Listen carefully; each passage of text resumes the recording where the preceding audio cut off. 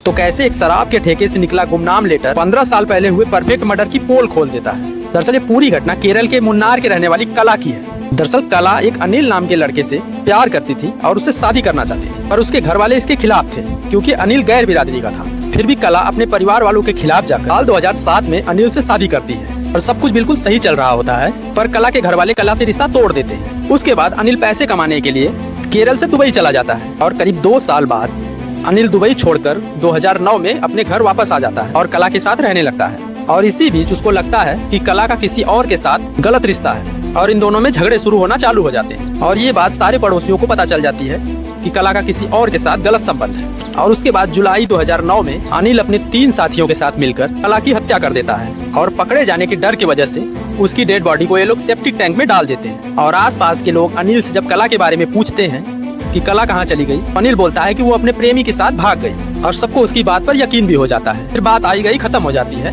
और अनिल पैसे कमाने के लिए मुन्नार से निकलकर इजराइल पहुंच जाता है और वहीं पे रहने लगता है। फिर करीब 15 साल बाद साल 2024 में मुन्नार के पुलिस स्टेशन में एक गुमनाम खत आता है जिसमें लिखा था कि 15 साल पहले मुन्नार की जो कला लापता हुई थी वो अपने प्रेमी के साथ नहीं भागी थी, उसकी हत्या हुई थी। और उस खत में अनिल के साथ उन 3 लोगों का नाम भी लिखा रहता है। फिर वहाँ की पुलिस ये सोचती है कि क्यों ना इस लेटर की थोड़ी सी जांच पड़ताल की जाए। पुलिस उस लेटर के जरिए जब अनिल के घर पे पहुँचती है और पूछती है लोगों से, सारे लोग एक ही कहानी सुनाते हैं कि हाँ, कला नाम की यहाँ कोई रहती थी पर वो किसी प्रेमी के साथ अपने भाग गई।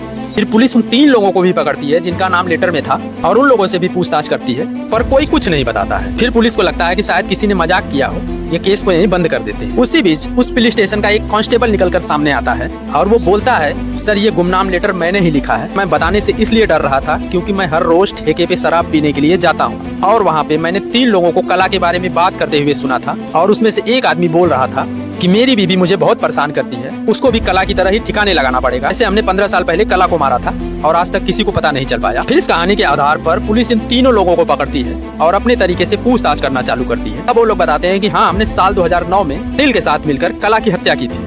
फिर पुलिस अनिल के उस घर पे पहुंचती है और उस सेप्टिक टैंक को खोला जाता है और उसके अंदर से कला की कुछ ज्वेलरी, कुछ हड्डियां, कुछ बाल के गुच्छे पुलिस को मिलते हैं और ये सारी चीजें कलेक्ट कर पुलिस फॉरेंसिक लैब में भेज देती है और इन 3 लोगों के खिलाफ FIR दर्ज करके इनको अरेस्ट किया जाता है। पर जो मेन आरोपी अनिल है वो आज तक पकड़ा नहीं गया, वो इजराइल में है। पुलिस पूरी कोशिश कर रही है अनिल को इंडिया वापस लाने की। तो जरा सोचिए कि एक शराब के ठेके से निकली छोटी सी बात कैसे 15 साल पुराने केस का पोल खोल देती है। क्योंकि वो कहते हैं ना कि गुनाह कितना भी छिपा कर किया जाए और वो पकड़ा ही जाता है। अब क्या केरल की पुलिस अनिल को इंडिया वापस ला पाएगी या नहीं, इस पे आप अपनी राय कमेंट बॉक्स में जरूर बताएं।